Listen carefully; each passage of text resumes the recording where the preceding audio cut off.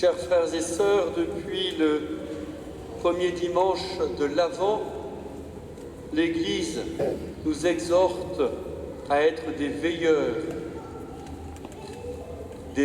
du cœur, veilleurs de la prière, veilleurs intérieurs, mais aussi des gens éveillés qui regardent autour d'eux, qui veillent sur ceux qui sont proches, sur leurs voisins, sur ceux qu'ils rencontrent dans leurs activités. Et méditant cela, lors des 2 derniers dimanches, nous avons compris qu'on ne peut pas être qu'on ne peut pas être veilleur sans devenir des bienveilleurs, c'est-à-dire remplis de cette bienveillance de Dieu, nous allons la porter et porter ce regard de bonté autour de nous.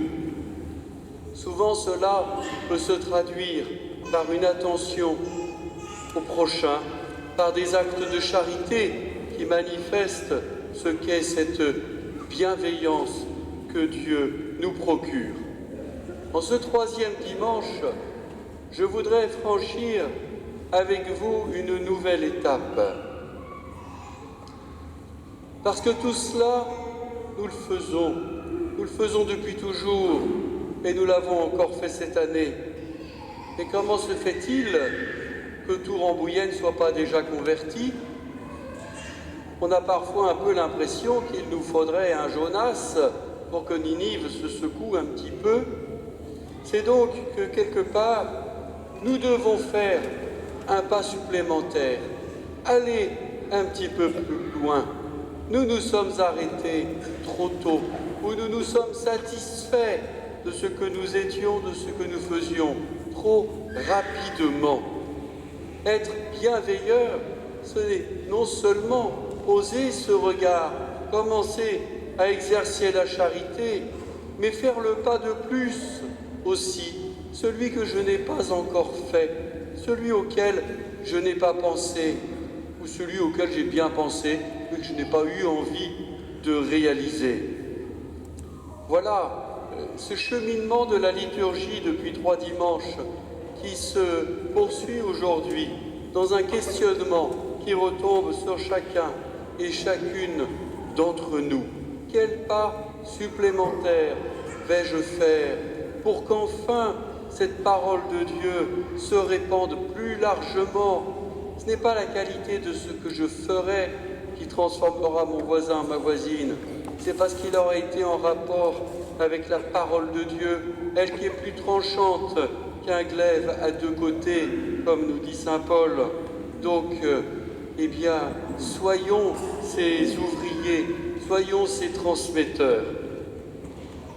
Je vous propose aujourd'hui un exercice qui est à la fois un exercice de réflexion, mais qui va nous aider aussi à tenter une réponse ensemble à cette question.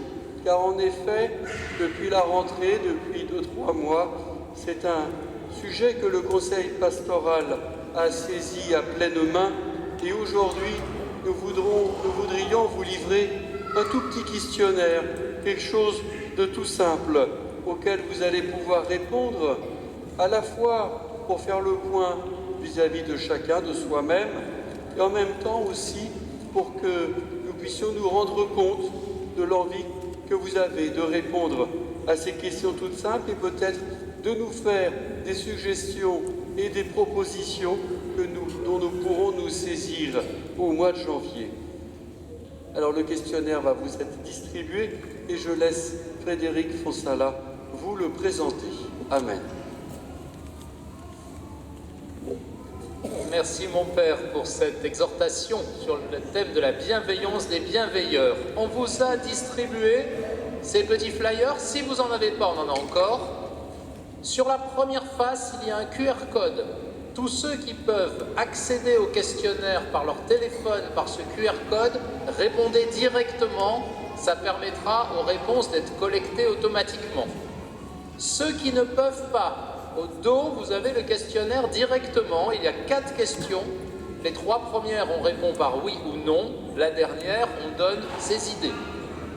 Si vous n'avez pas de stylo, nous en avons. Il vous suffit de lever la main et on vous les apporte. On se donne 5 minutes pour faire cet exercice. Top chrono.